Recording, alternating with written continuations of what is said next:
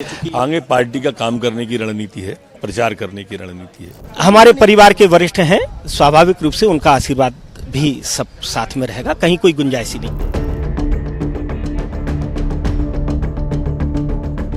कुर्सी की चाह में रिश्ते बदल जाते हैं, नारे वही रहते हैं, बस चेहरे बदल जाते हैं।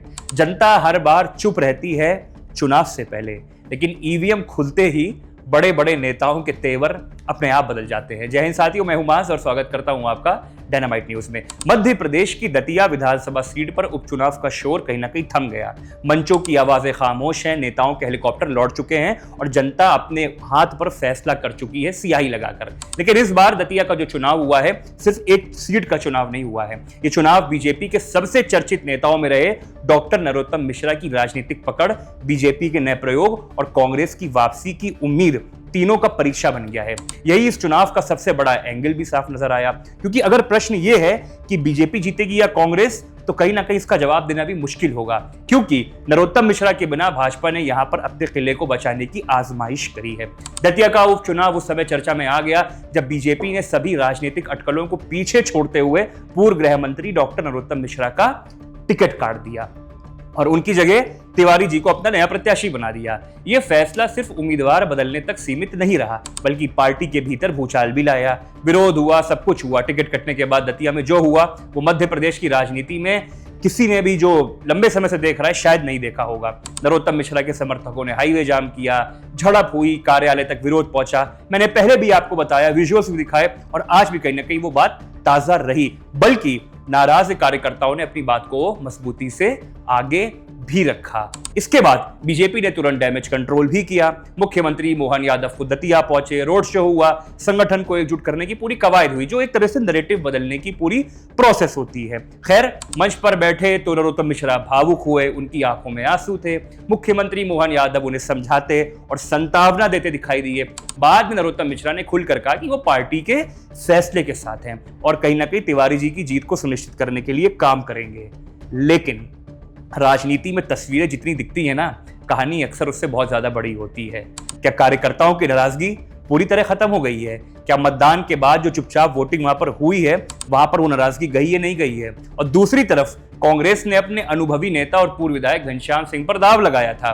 कांग्रेस ने पूरे चुनाव में स्थानीय मुद्दे, महंगाई, बेरोजगारी, विकास और स्थानीय नेतृत्व की अनदेखी को प्रमुखता से उठाया।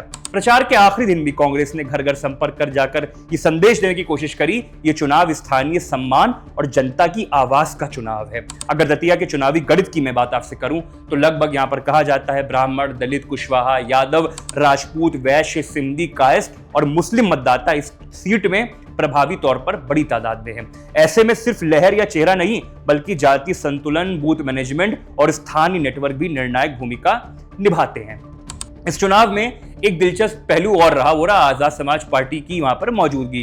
राजनीतिक विश्लेषकों का मानना है अगर तीसरा उम्मीदवार कुछ खास वर्गों के वोटों में सेंध लगाता है, और कई लोग मान भी रहे हैं कि इस बार लगाया है, तो मुकाबला इस बार रोचक हो गया है। हालांकि मुख्य लड़ाई अभी भी बताई जा रही है कि बीजेपी और कांग्रेस के बीच रही है। अब बताता हूं आपको पूरी पिक्चर मतदान के बाद। दतिया विधानसभा उपचुनाव में लगभग 71% के आसपास मतलब वोटिंग हुई है। यह आंकड़ा बताता है मतदाताओं ने इस चुनाव में ठीक ठाक भागीदारी दिखाई। अब यही वोट तय करेंगे कि बीजेपी का नया प्रयोग सफल होता है, कांग्रेस वापसी का रास्ता बनाती है, या आजाद समाज पार्टी कुछ नया करती है। मतगणना 3 अगस्त को होगी।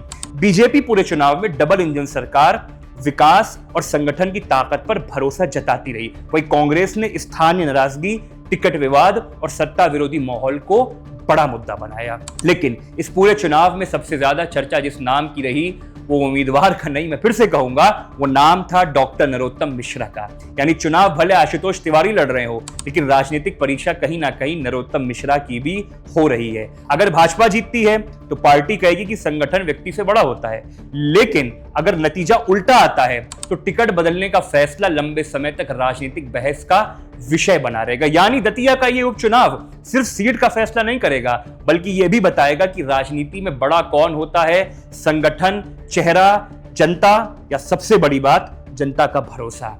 अब फैसला दतिया की जनता के हाथों में था, जो हो गया। और खुल बात यही है कि भाजपा क्या अपना गढ़ बचा पाएगी, क्या कांग्रेस इस सीट को सत्ता के खिलाफ जनादेश में बदल देगी, या फिर इस चुनाव का सबसे बड़ा संदेश बीजेपी के अंदर की राजनीति का जो रहा है वो रहेगा। इसका जवाब 3 अगस्त को मतगणना वाले दिन मिलेगा। फिलहाल आप हमको बताइए दतिया में किसकी जीत होगी। हमने कोई ओपिनियन पोल या एग्जिट पोल नहीं दिया है, हम जनता के पोल की बात करेंगे, आपके पोल की बात करेंगे। तो हमें कमेंट बॉक्स में बताइए कि आखिर वहां का मुद्दा क्या रहा है, कौन हार रहा है, कौन जीत रहा है, वो एक अलग विषय है। आप देख रहे थे डायनामाइट न्यूज, मैं थमास, बहुत बहुत धन्यवाद।